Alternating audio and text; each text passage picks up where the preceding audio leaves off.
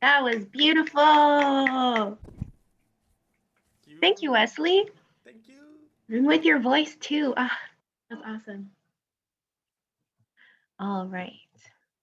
Good morning, everybody. Good afternoon. Welcome to those of you who just joined the call. Hi. um, I'm Brenda Echeverry. This is Triumph Life Center's virtual gathering. It's February 28th, so we've made it to the end of the month. Woohoo!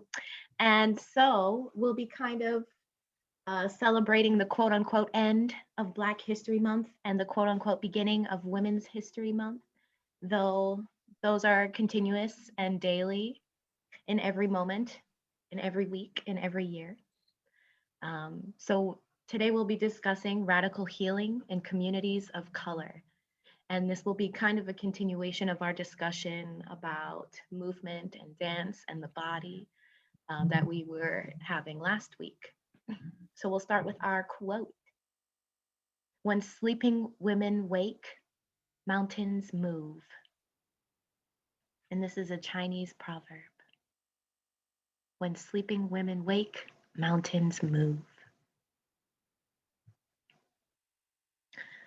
Our outline for today, our usual, we have our music, scripture reading, some grounding and meditation, some info about Triumph Life.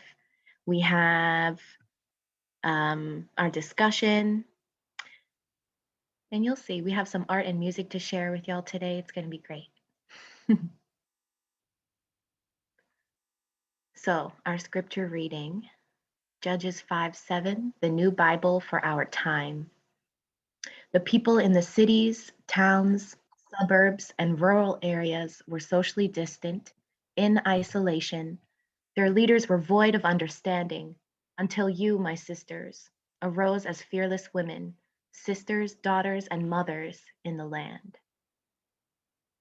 Very fitting.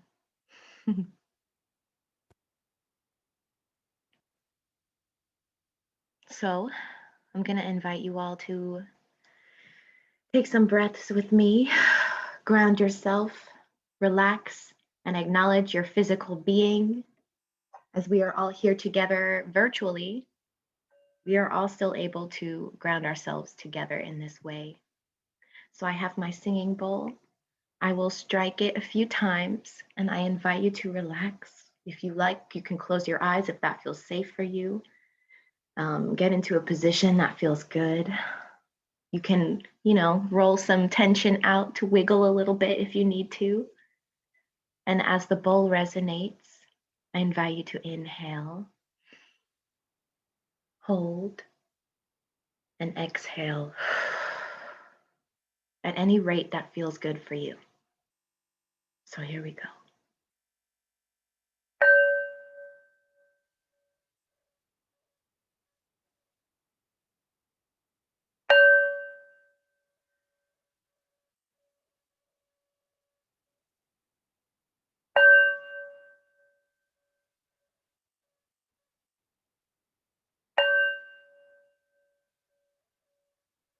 And as you're breathing, you may notice any thoughts, any feelings, any images or sensations that come up. I invite you to picture a river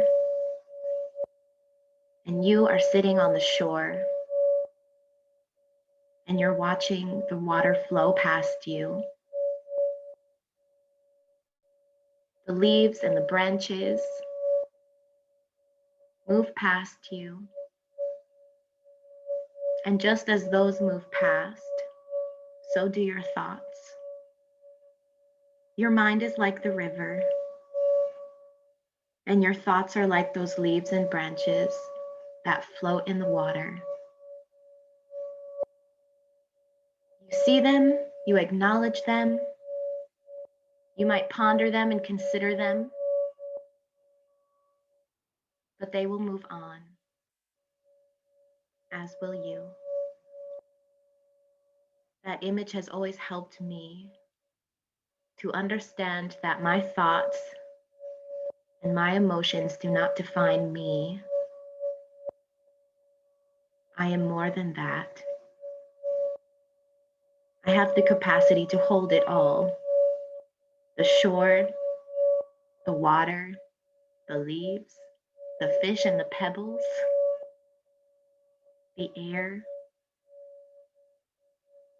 And whenever I feel overwhelmed, whenever I feel happy, I can just center myself right back on my breath. That's my greatest tool, or one of them at least.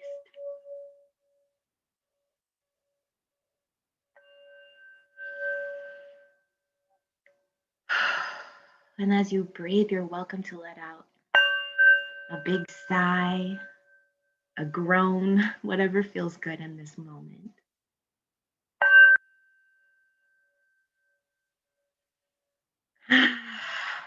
Like that.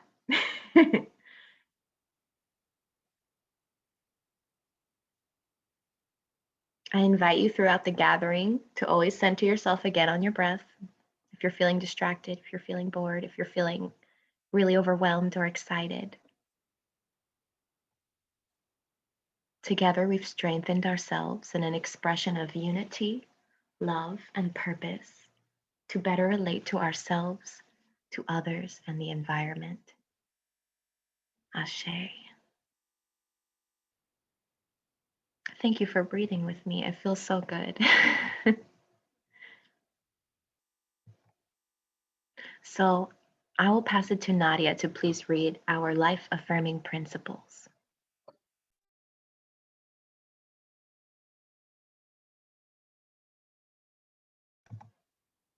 Okay, she just came back, so I will actually read it for us. The basis of union. First, we affirm that life is in the breath and breath is life. Therefore, we join together to promote our shared humanity and inseparable breath. Second, we affirm that we are born whole, complete as perfect manifestations of the universal mind, or Christ. Third, we affirm our physical bodies differ and as such may present different challenges, limitations, or privileges that everyone may not share in. Therefore, we join together to share our strengths and support one another where there may be weaknesses so that we may all enjoy the fullness of life. Fourth, we affirm that our agreement is to pursue peace, walk in truth, uphold justice tempered with mercy. Fifth, we affirm that we are like branches on a tree. Although we may grow in different directions, we share a common root, and as such, we pledge to respect each person's path, even as it may differ from one's own. We agree to walk in agreement. That is all right to disagree, and we protect and safeguard this right, and so much as the state of disagreement upholds an affirmation of life. 6, we affirm that our community building is the process of communal shared principles, shared resources, as well as equitable access to resources. Therefore, we commit to being agents of an open culture that welcomes everyone to participate in the life of the community, with the provision that we also hold each other accountable for acts that do not support the life-affirming principles of our awareness, while equally looking for and enacting a commitment to forgive and restore in the spirit of humility and love. And finally, we affirm the earth and all that dwell therein are manifestations held within the universal mind, and humanity's role is to be faithful stewards of this earth by demonstrating respect and dignity for all beings, the sacredness of Mother Earth, and our commitment to caring for her as we care for ourselves. A lot of those principles touch on what we will be speaking about today. So hi everyone, welcome again. It's nice to have you here. I'm Brenda Echeverry, your usual go-to host lady. Today, we're sending our love to Professor Sandra and Senior Bishop Brito, who are not with us, though I think they're watching us on Facebook. So hi, shout out to y'all, we love you. We know y'all are here. So again, as I had mentioned earlier, we're closing out Black History Month, though it's every day. And our theme is radical healing in communities of color. So we'll share some reflections by our staff members. We have some visual art to share with you, some music, and some short readings that we can have a bit of a discussion on. So we invite everyone that's in the Zoom room, online, like join in the conversation. You can comment and use the chat box. Right now, while I'm sharing the screen, it's difficult for me to see the chat box, but if you have anything to say, just unmute yourself and say hi. um, so enjoy yourselves. We hope you have a great time. We hope you learned something. We hope you feel inspired. And of course, we would always love to hear any of your testimonies, comments, questions. We are here for you. As always, the Christ in me celebrates the Christ in you. And together we will make our world brand new. Welcome to Triumph.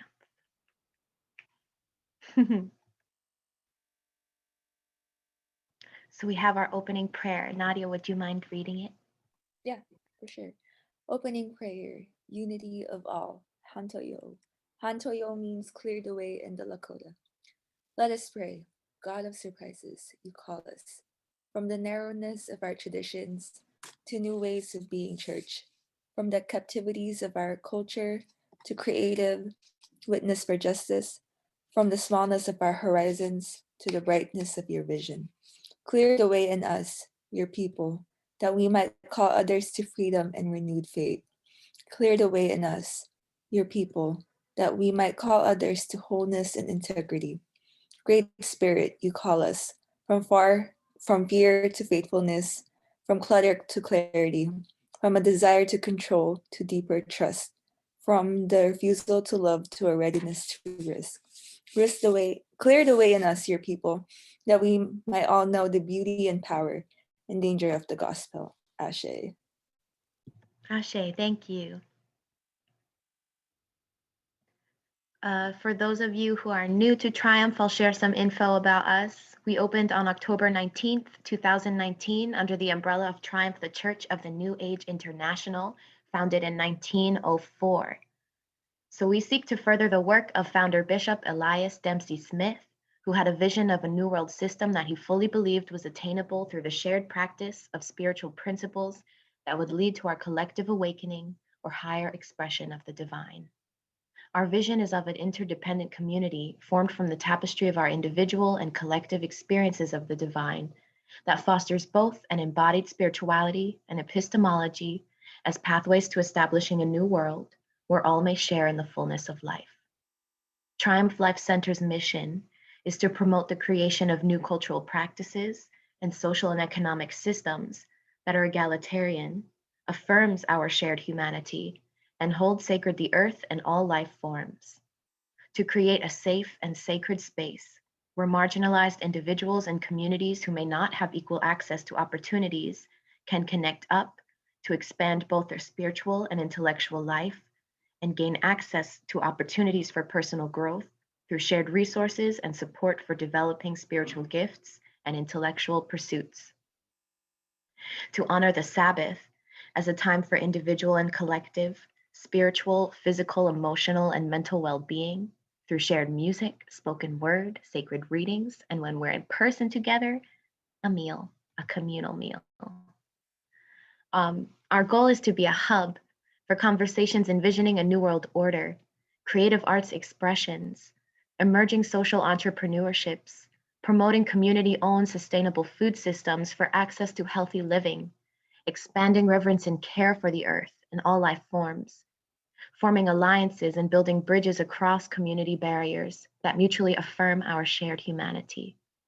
People of all faiths, cultures, ethnicities, races, genders, orientations, abilities, personal challenges, etc., to be in community with each other on one accord.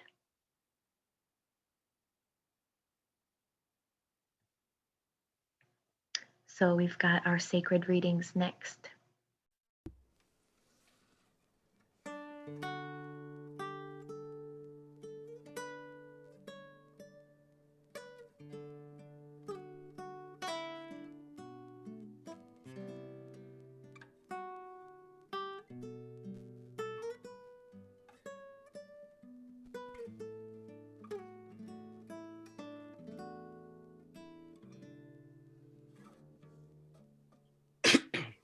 forgiveness. To look back at my past, God gave me super strength. To feel shame and pain, to be worthless and sick, to be spit in the face, to be used and given nothing, to love while bleeding, to live life with no meaning. And for what I went through, God gave me the golden apple of life. God said, now enjoy.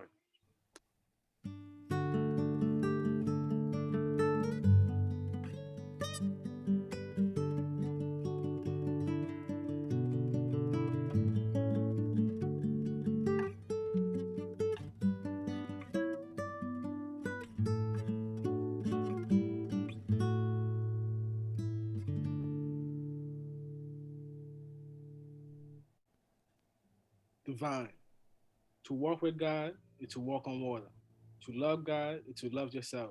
To hear God, you must hear your inner self. To fear is not believing. To be woke is to take action. When God uses your body, your mission will be an impact. You become glass that cannot crack. To watch a petal turn to a diamond. To age backwards, old to young. When God gives you eyes, He has a vision.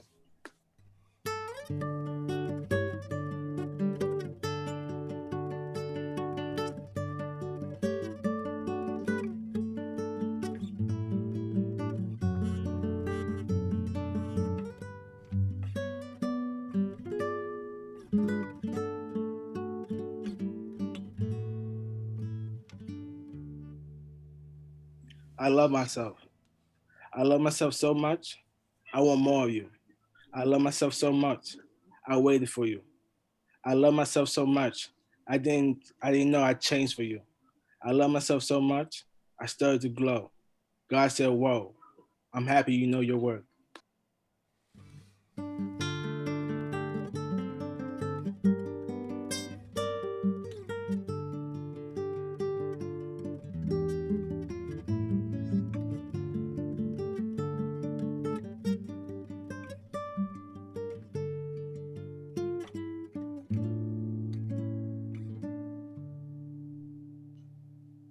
Welcome home.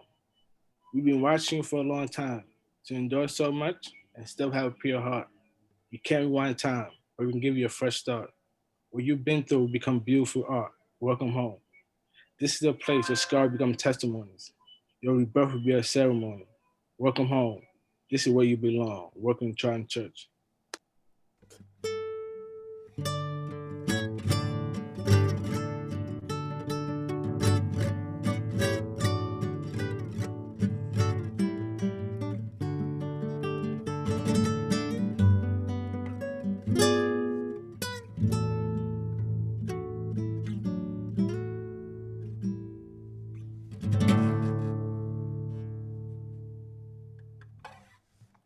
Nice. Nice job. We haven't heard the actual song Sweet Hour of Prayer in so long. That was cool. I was like, wow. Thank you. And thank you, Trav, for your beautiful poetry. I love myself too. All right. So we are going to start with our theme for today, radical healing and communities of color. This will be a continuation of kind of our series that we've been discussing in the past month. And I think it really connects well. Last week we spoke about dance and body and movement, embodiment, and interconnectedness on our planet, within the community, with humans and with non-human beings. So we have a little bit more to share about that today. I'm going to share a separate slideshow that I created about an artist. Give me one moment. Let me just adjust a little bit so you can see everything. This is an artist. Her name is Shabalala Self. I came across her work when I was living in New York. So I want to say this was 2019, September, about that time. And I love to attend museums and just look around and see what I can see. So I saw her work. She had an installation at the MoMA PS1, which is located in Queens, New York, in Long Island City to be exact. And I was just really blown away by all of it. She really uses a lot of her own experience and pours that into her artwork. And I think that is really exciting. And it was nice to see figures, bodies, characters that reflect the people, the community. Um, so here we go.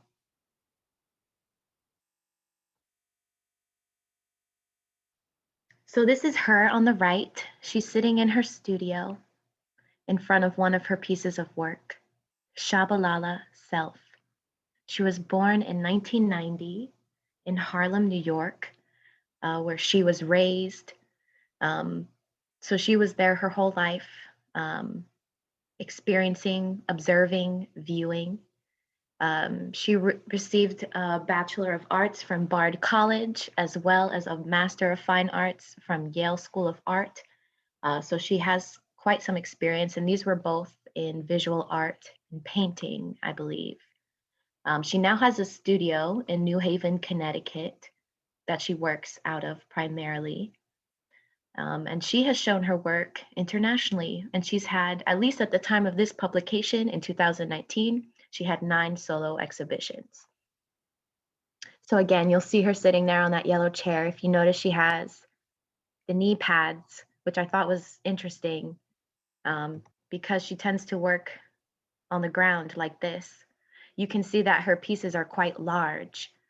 So I remember when I was walking into the museum, it would take up like a huge space on the wall. And it was just like, I was blown away in the best way. I also really appreciate the style of, I enjoyed making collages. So she uses stitch and textile assemblage, which is using all different types of fabrics and piecing them together to create these figures.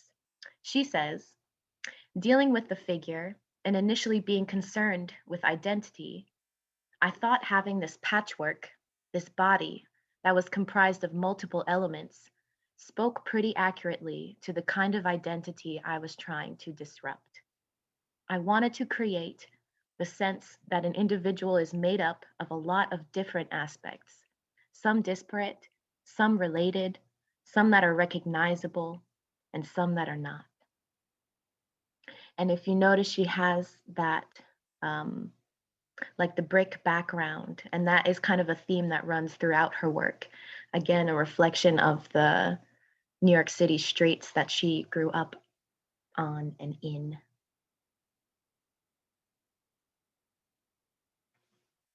So this piece is called Old Bay. This was the first piece really that I noticed that stood out to me at the MoMA PS1. So this is for I believe it's called Harlem Studio Museum, something like that. But really during this time, it was being renovated. So they were hosting all of the artwork at MoMA PS1. So in some ways, I was kind of lucky that I ran into it. This is from 2019. She views the figures as they are, not as the perfect Black figure, but as figures with stories, experiences, stresses, strengths, weaknesses, accomplishments, and downfalls. Human. Simultaneously, she creates nude figures to speak about the erotic and sexuality. So I noticed that this particular piece was kind of like located in a store or grocery looking vibe, which again was pretty attractive to me. She has another show, or she did, in Los Angeles that was called Bodega Run. And bodegas are the delis, the corner stores all throughout the city, which I thought was special that she named the entire exhibition after that and had her characters placed in these like everyday locations. Another piece. This was also at the PS1.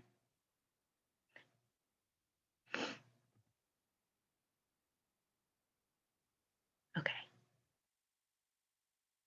Again, you see the brick.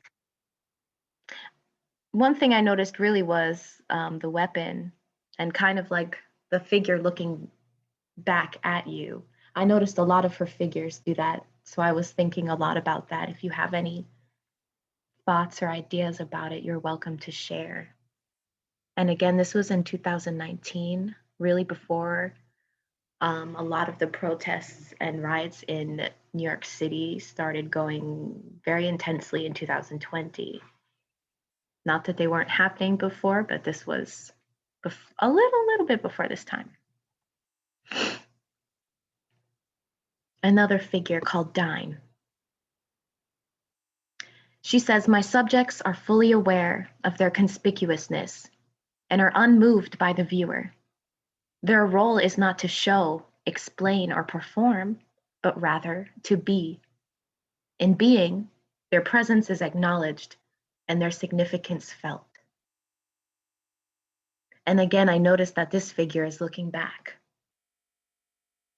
and has a very confident stance, has the New York hat, all the different colors, different textures that have been put together, even the smoke cloud, the shining on the purse. These are all very interesting pieces that I noticed, or elements of this piece that stood out to me.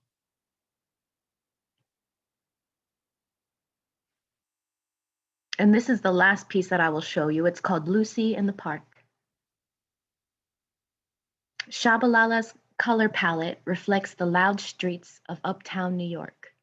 Bright reds, yellows, oranges, blues mixed with hues of black and brown skin.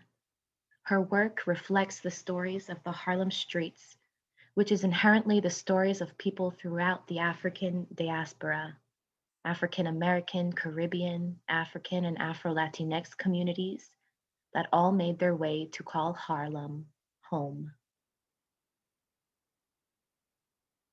So I really love this piece too, the bench and the smoke cloud again. Very, very beautiful.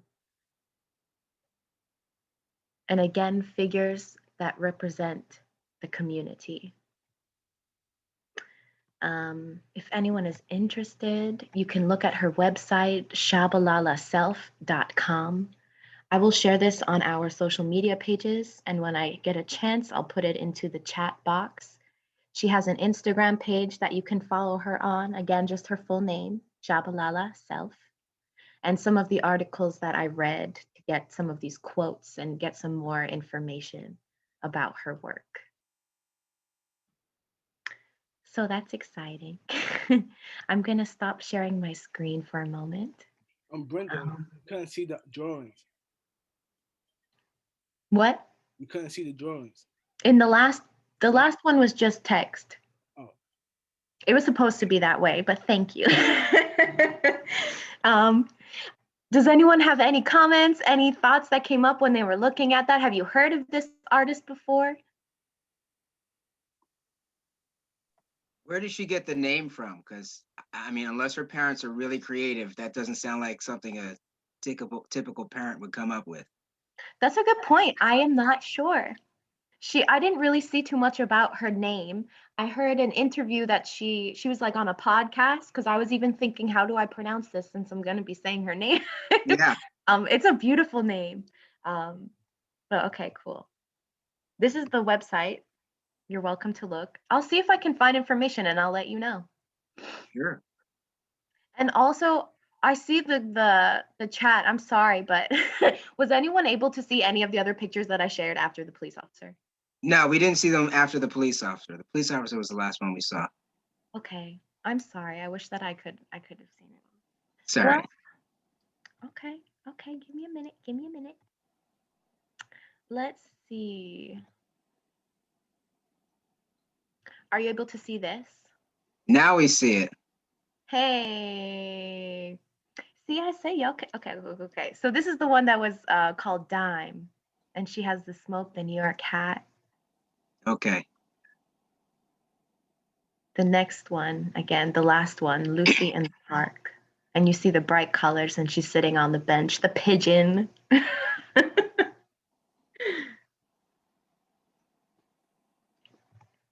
All right. I will share again all of this and more on our social media page. You're welcome to take a further look. So, okay, I'm thinking we will move on. I actually did want to share another little something, a little clip. So give me one moment to do that. I'll go back to this. This is a young man.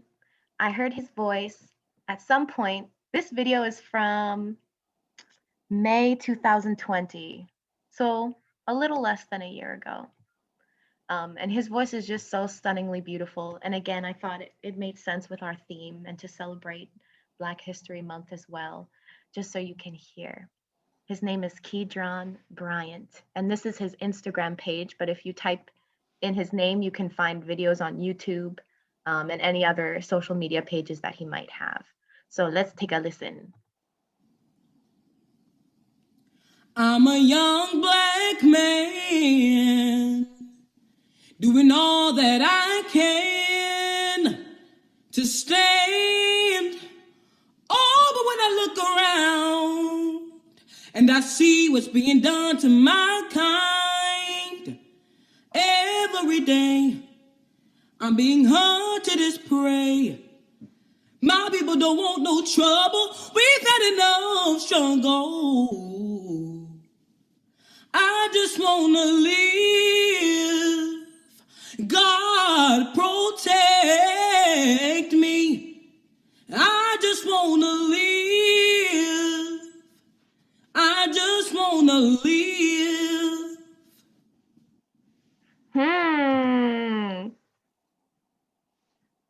Honestly, that voice really, really moved me, and I wanted to share it with you all. Just so stunningly beautiful. And again, his name is Keydron Bryant.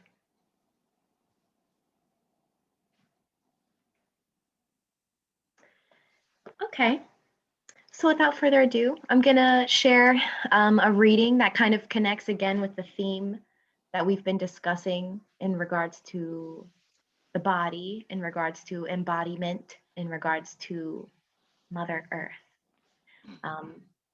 We have read from this book before. I don't know if y'all can see clearly, but again, I'll share. And we have shared Reweaving the World, The Emergence of Ecofeminism. This is a book that contains lots of chapters of short essays or articles by scholars, by thinkers, by researchers. And I remember reading this one particular chapter. It's called The Woman I Love is a Planet.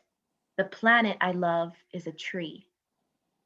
The author is Paula Gunn Allen. When I was reading this, I was just very randomly commuting on the train, and I just felt so deeply moved. I started crying. I think really because it spoke a lot to nature, to womanhood, and to some of the things that I have been struggling with personally as a young woman. So I wanted to share this with you all. I'm not going to read the whole thing, but I'll read a few paragraphs that really stood out for me. And you're welcome to comment, unmute, share, ask any questions. Again, the title is The Woman I Love is a Planet. The Planet I Love is a Tree by Paula Gunn Allen. Each of us reflect in our attitudes toward our body and the bodies of other planetary creatures and plants, our inner attitude toward the planet. And as we believe, so we act. A society that believes that the body is somehow a society that believes that the body is somehow diseased, painful, sinful, or wrong. A people that spends its time trying to deny the body's needs, aims, goals, and processes, whether these be called health or disease, is going to misunderstand the nature of its existence and of the planet's, and is going to create social institutions out of those body-denying attitudes that wreak destruction not only on human, plant, and other creaturely bodies, but on the body of the earth herself. The planet, our mother, grandmother Earth, is physical and therefore a spiritual, mental, and emotional being. Planets are alive, as are all their byproducts or expressions, such as animals, vegetables, minerals, climatic and meteorological phenomena. Being good, holy, and or politically responsible means being able to accept whatever life brings. And that includes just about everything you usually think of as unacceptable, like disease, death, and violence. Walking in balance, in harmony, and in a sacred manner requires staying in your body, accepting its discomforts, decayings, witherings, and blossomings, and respecting them. Your body is also a planet, replete with creatures that live in and on it. So I'll pause there. Are there any thoughts, any questions, anything you'd like me to clarify? This is James. I'll say something. Sure. It helped me. It reminded me of a thought that I had about the forest. So and how we speak about things in English. And she's talking about how, you know, our relationship with the planet, right? And oftentimes we'll be driving down a road and there'll be nothing but forest, and people will often say there's nothing there. And I think that that's to me, once I understood how inane that statement was, it really got me to rethink this notion of nothing, right? That forest is full of life, is full of knowledge, is full of wisdom, is like, and without it, we die, right? And so, and to say that there's nothing there is like the ridiculousness of this materialistic attitude that just wants to take and doesn't want to recognize that you're a part of it, like it or not, and that it's actually better for you and everybody else if you recognize you're a part of it instead of thinking that you're not a part of it and simply trying to extract from it.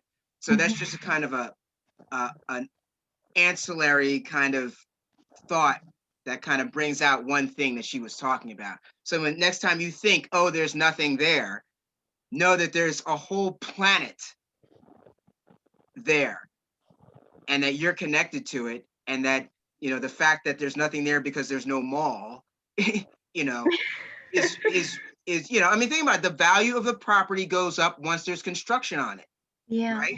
Otherwise, it's not as valuable. Like, what is that? I mean, it's insane. So that's my comment for the day. Thank you. James, I think your comment was just my thought-provoking and so true, so on point.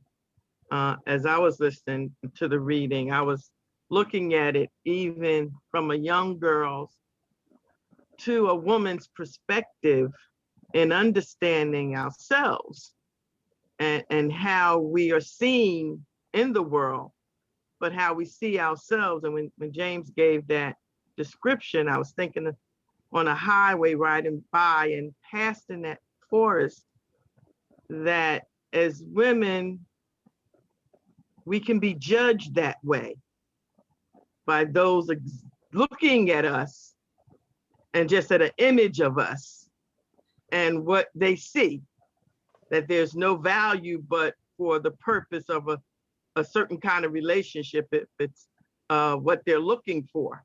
And sometimes in ourselves, we also see that value diminished as just the forest, because we're not always taught to go in and make that connection to see the value that's been untapped, that's not even voiced yet, that is still developing, that needs to be covered while it matures inside of you. Mm-hmm. We don't always come unto ourselves at 7, 8, and 9.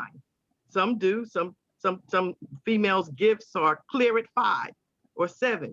Some take 25, 30 years, but they still have to be covered and nurtured within so that forest can blossom, and the connection that you have to grow and nurture and create and be in full bloom at whatever time your season is to recognize that it's not just looking at it from the outside, it's tapping into it from the inside out.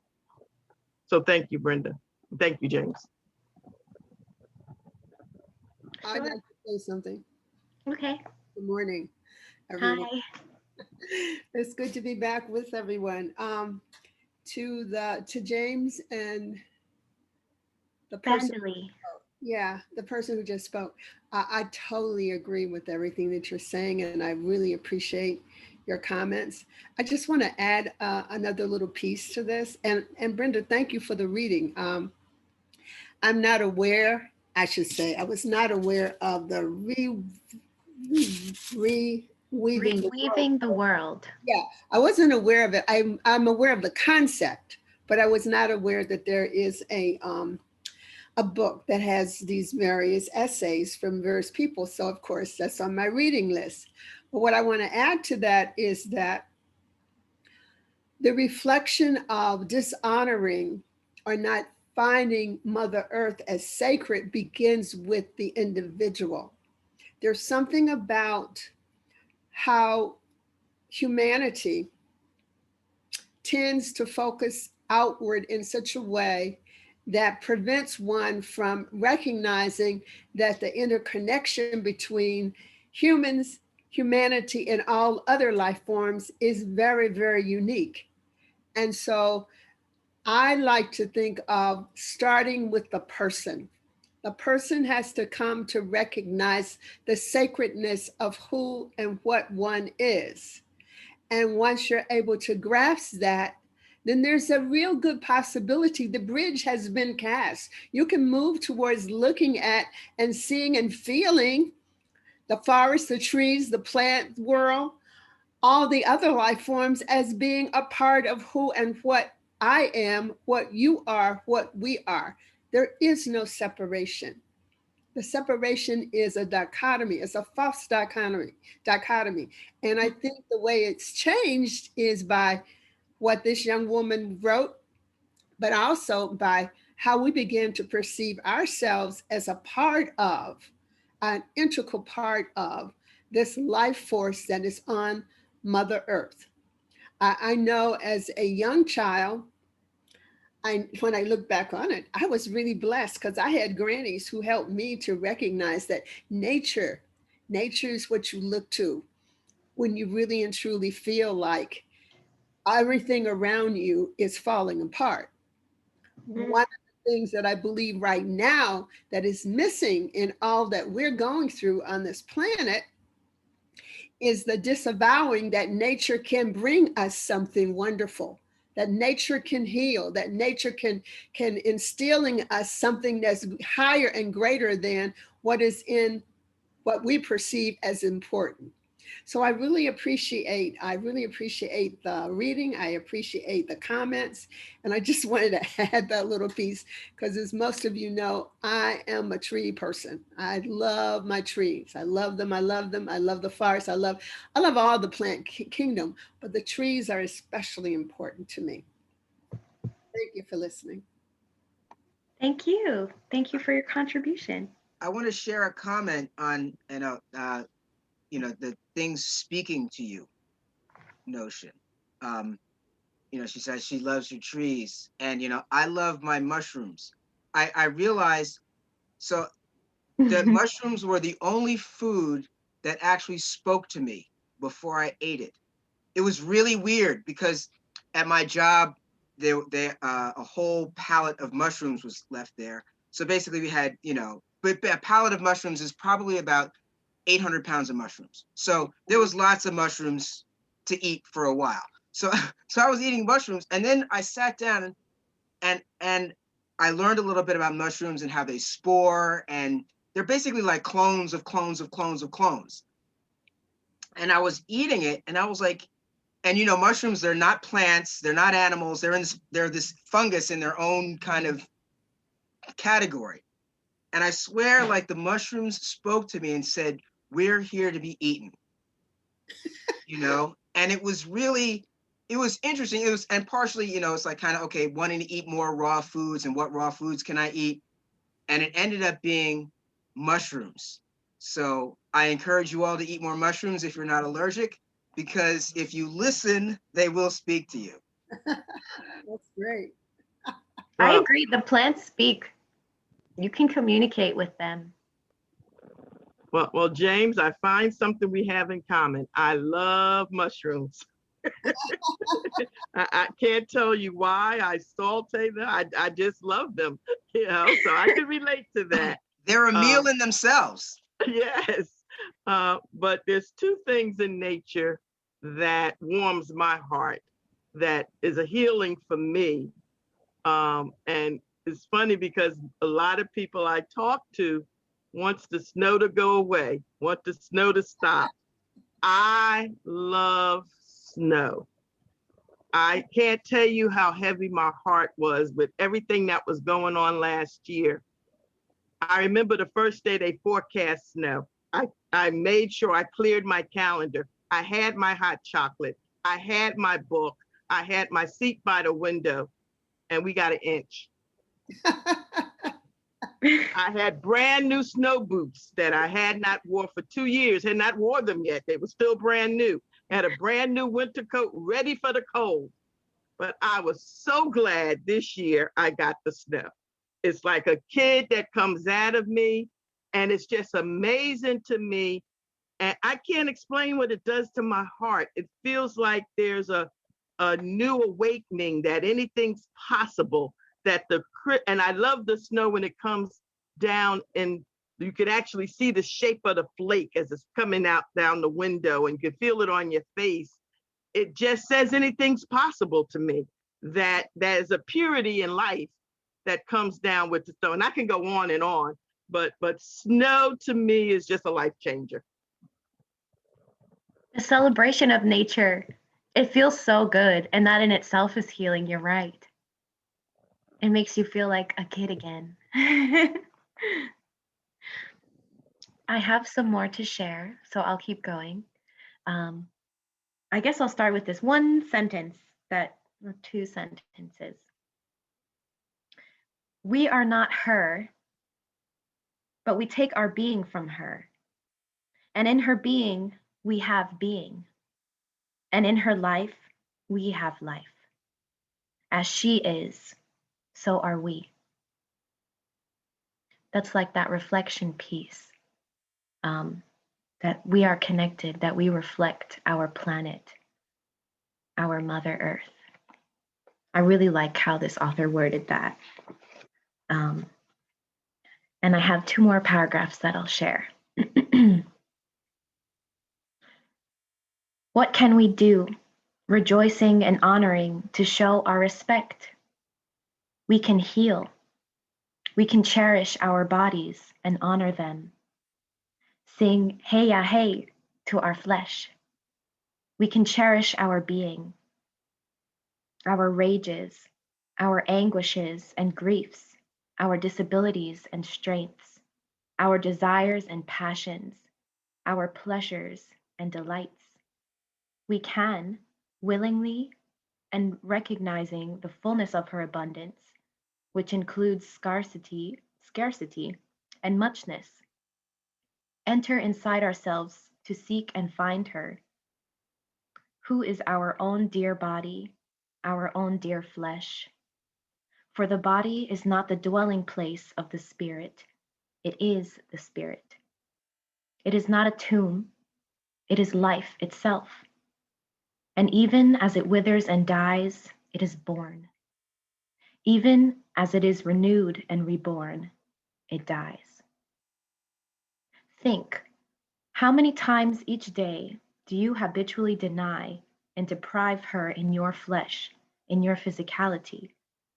How often do you willfully prevent her from moving or resting, from eating or drinking what she requests, from eliminating wastes or taking breath? How many times do you order your body to produce enzymes and hormones to further your social image, your identity, your emotional comfort, regardless of your actual situation and hers? How many of her gifts do you spurn? How much of her abundance do you deny? How often do you interpret disease as wrong, suffering as abnormal, physical imperatives as troublesome, cravings as failures, deprivation and denial of appetite as the right thing to do? In how many ways do you refuse to experience your vulnerability, your frailty, your mortality? How often do you refuse these expressions of the life force of the mother in your lovers, your friends, your society? How often do you find yourself interpreting sickness, weakness, aging, fatness, physical differences as pitiful, contemptible, avoidable, a violation of social norm and spiritual accomplishment? How much of your life is devoted to avoiding any and or all of these things? How much of her life is devoted to avoiding? That's all. I thought that that was very interesting, because I think a lot about how we, in some ways, sabotage and harm ourselves as a way of, as she had mentioned, like promoting our social identity or trying to conform and adapt to beauty standards in the world, and interpreting illness and disease as something that is like a sin, that we deserve it for sinning or something like that, when really it's our body communicating naturally, reflecting not only, you know, the diet, the sleep, the basic habits that we have, but also how the world is experiencing itself, like how the planet is experiencing itself.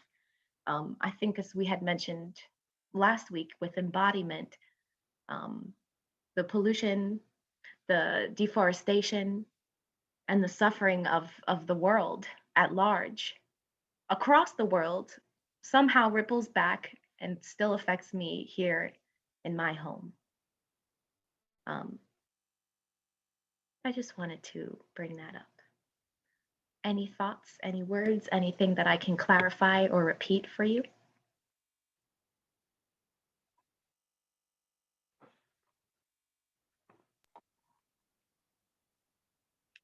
I'll share a thought about something that came up that's kind of ancillary, but it's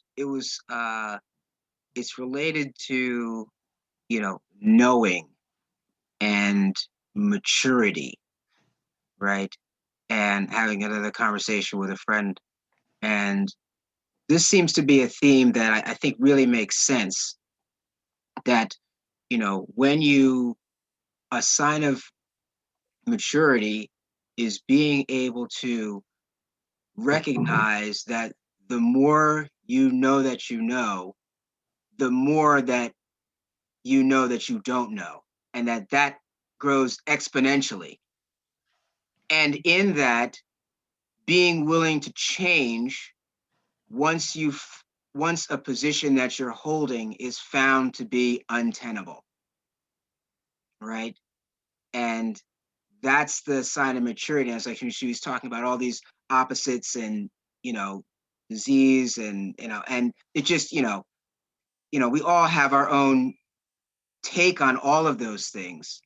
Um, um, but it's coming to that place where, you know what, okay, I have this position and I've heard these things, and, I really think this is the way to go in some places. And then in other times, I have this position and now I know this, and you know what I thought was messed up, I'm gonna take on this new thing and allow that new idea to work itself in me.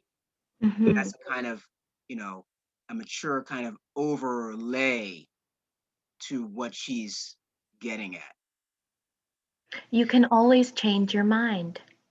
And changing your mind is not a weakness or like a mistake or anything. As you were saying, it's a reflection of your maturity and growth, I think. And just as the seasons change, just as there's life and there's death, like it's constant, it's natural, it's normal. It's okay to change your mind.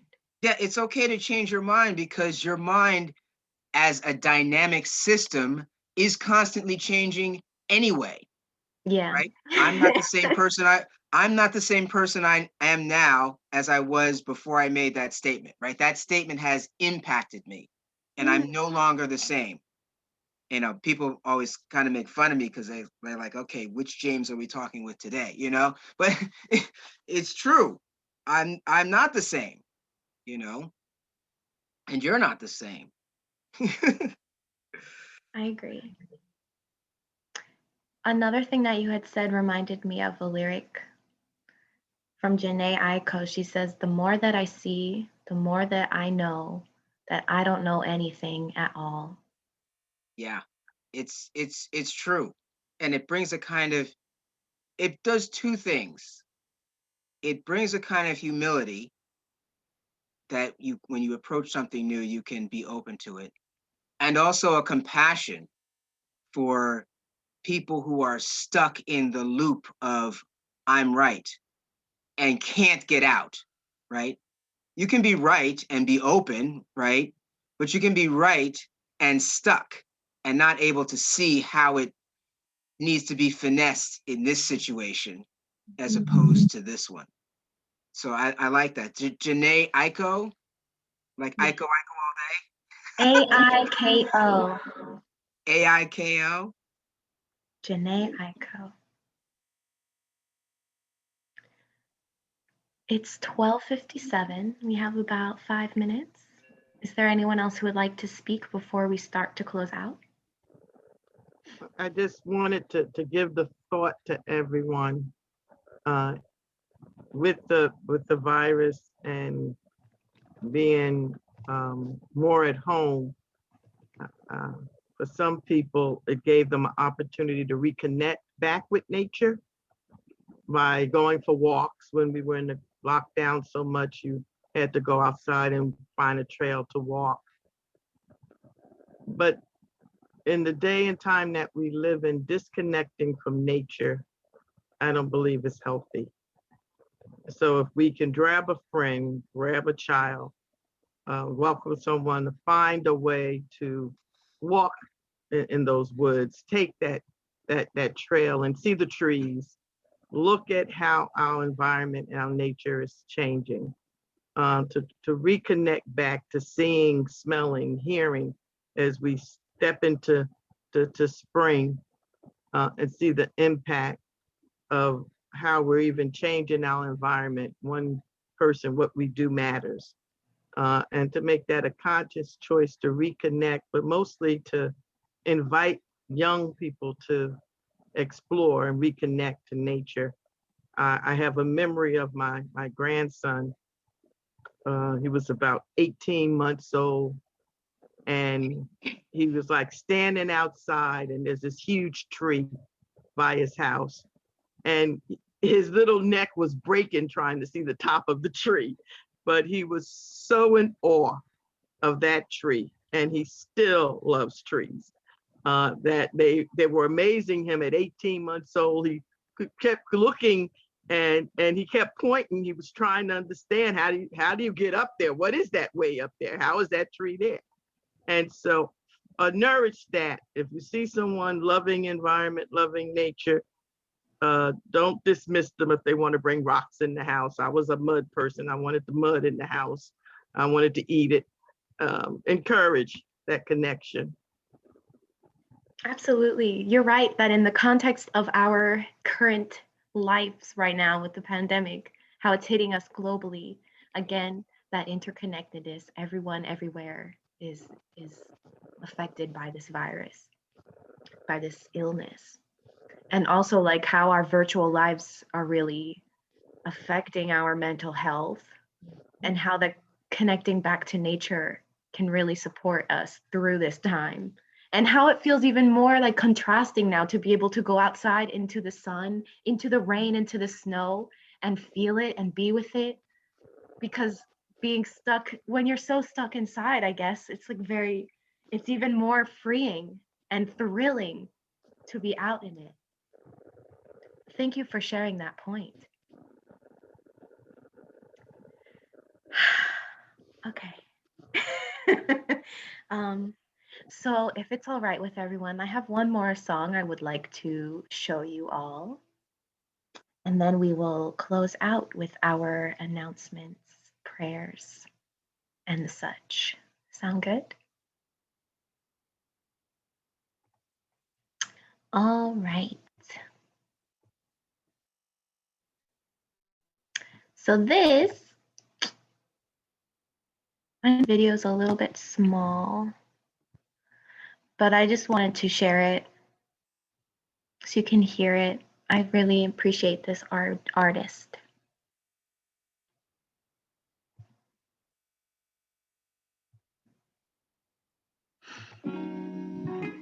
My name is Tobe Chukwudubemwigwe. I'm an Igbo boy from the southwest side of Houston, Texas, and this is my first time on late night TV. Wake up, everybody, no more sleeping in bed. No more backwards thinking, time for thinking ahead. The world has changed so very much from what it used to be. There is so much hatred, war, and poverty. Wake up, all you teachers, time to teach a new way. Maybe then they'll listen to what you have to say. Cause they're the ones who's coming up, and the world is in their hands. So when you teach the children, teach them the very best you can. Everybody sing, the world won't get no better if you just let it be. The world won't get no better. We gotta change it, yeah. For you and me. Just you and me. Just you and me. Just you and me. Wake up, all you doctors, make the old people well. They're the ones who suffer and catch all the hell. They don't have so very long before the judgment day. So won't you make them happy before they pass away? Wake up, all you builders, time to build a new land. I know we can do it if we all lend a hand.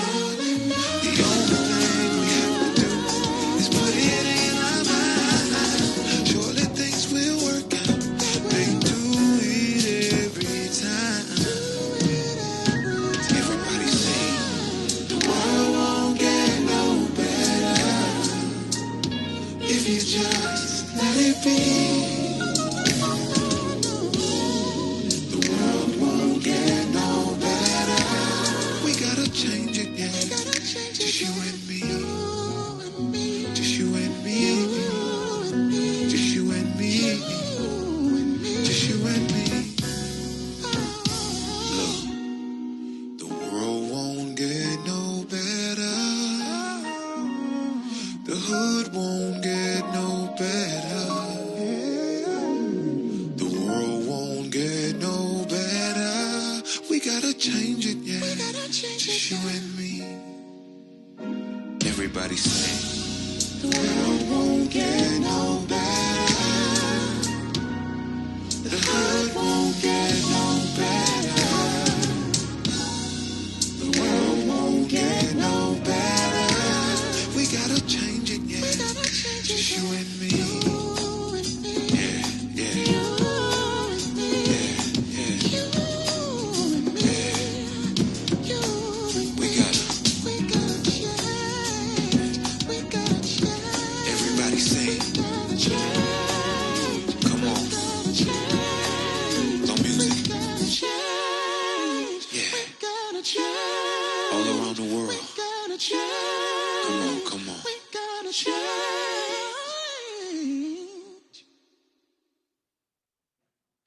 Hey.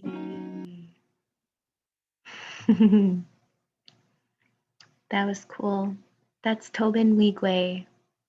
I really, really love that video. That was on Jimmy Kimmel Live, I believe. That was on Jimmy Kimmel? I was like, let me check. Yeah.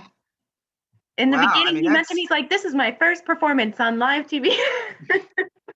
Yeah, you know what's interesting about that? To me, it immediately set a big contrast between him and the Beatles, right? So you had that famous song, Let It Be, Let It Be, Let It Be, Let It Be, Let It Be. Ah. And I'm like, this is really a kind of an answer to that because, there's a time, there's a time to rest and a time to let things be. And then there's a time to be active and get stuff done. And, I'm really feeling like now is a time and an opportunity for things to get done.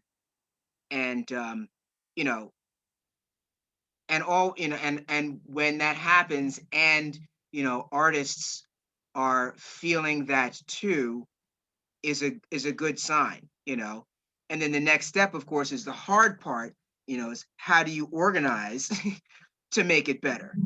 Right? And what kind of leadership structure and what kind of ideas you want to listen to, and you know, but at least now in a sense there's a kind of a theme song because it's true the world won't get better, unless we do something about it, and it is you and I. And this will be my last thing, and because I always look at it, it's like my $5 against their 5 trillion. And am I willing to put my $5 up, right? Knowing that I'm up against 5 trillion. Like that's the real deal, Mhm. So thanks for listening. Sure. And again, touching on what others have said, that it really starts with the individual. It starts in your home, it starts in your close circle. That's where change begins. And we see the artists, the visual artists, the musicians, the writers, even like people who do comedy. They are a reflection of what our world, our universal consciousness is experiencing. And I think that's a very beautiful and necessary thing, to have that representation of the people, of the heart and the voice of the community. So cool. I'm so happy we could go through all of that together. I invite you to just take a breath, relax your body. Take a minute if you need to stretch anything and center yourself again on your heart and your breath. We've made it. We've made it. I'm going to share my screen again and pass it to Travis to read, please. Let me just adjust the size of this. There you go. Invitation to join Triumph. Here's how you become part of our Triumph family. You can become a member of Triumph or start a Triumph charter group in your community. Email us and request more information. We're forming groups virtually throughout the country. You can become a spiritual leader and healer in this movement. You were once part of Triumph, you are still family. We would love to welcome you back home. Email us and let us know you would love to reconnect your Triumph family, and we'll show you how. The church or faith community can also be part of Triumph family as a friend of Triumph and share in the light of this community. Email for more information at triumphlifecenter@gmail.com. You can also support our ongoing mission of healing, educating, inspiring, and creating new ways of being in the community through your faith. Financial donation, which is tax deductible, at Cash App, $, Triumph 2020. Dollar to Triumph to Church of the New Age. P.O. Box 2157, Newark, New Jersey, 07114. Nice. Thank you. Thank you. The announcements, again, our resource guide. So everything that I shared with y'all today during this call, I will share on social media and also on the resource guide. I added information again about the COVID-19 vaccine. So you're welcome to take a look and think about if it's a good decision for yourself and your family. Since that's happening now, we actually launched our new website. I don't have the link right here, but we'll show you it. I believe it's Triumph, the Church of the New Age-international.org. And again, we will share this all on social media, so check it out. We just released our newsletter, I believe yesterday. So if you would like a paper copy, you're totally welcome to. Just let us know. We'll mail it to you. It's also on our website. There's a PDF feature that you can just click through and look through it all if you didn't receive it in your email. We have our social media pages all over the place. We have our music playlist on Spotify with a lot of the tunes and jams that we've shared throughout the year together. If you want a central location to find that. Our YouTube page where we have all the recordings of our virtual gatherings and some from even back when we were in person, which is exciting to take a look at. Our Facebook, our Instagram as usual. If there's anything that we can support you with in any way, if you have any ideas or suggestions or questions, please email us at triumphlifecenter@gmail.com. We are here for you. Again, continue to social distance, wear your mask, stay away from large gatherings, but do spend time outdoors. We will get through this together, as always.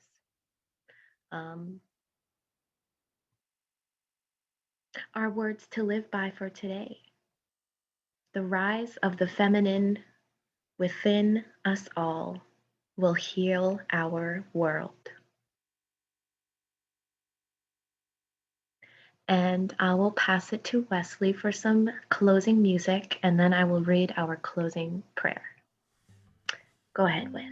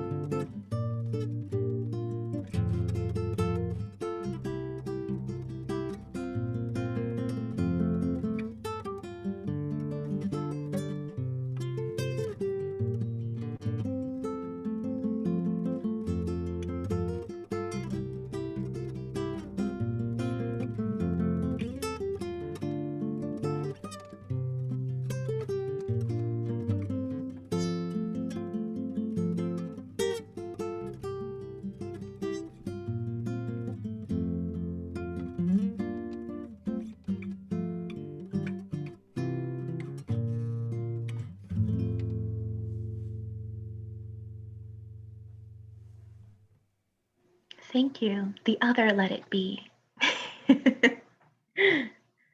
All right. So our closing prayer. Let us pray. We cannot merely pray to you, O God, to end war, for we know that you have made the world in a way that people must find their own path to peace within themselves and with their neighbors.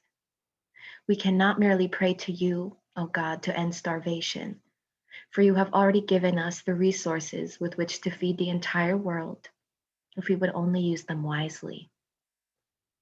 We cannot merely pray to you, O God, to root out prejudice, for you have already given us eyes with which to see the good in all people, if we would only use them rightly. We cannot merely pray to you, O God, to end despair, for you have already given us the power to clear away slums and to give hope, if we would only use our power justly. We cannot merely pray to you, O God, to end disease, for you have already given us great minds with which to search out cures and healing, if we would only use them constructively. Therefore, we pray to you instead, O God, for strength, determination, and willpower to do instead of just pray, to become instead of merely to wish. Ashe. Thank you for joining us today. That was awesome. We appreciate you. Lots of love to everyone. and enjoy your weekend. Goodbye. Thank you very much. Take care. Thank you, everyone. Bye-bye.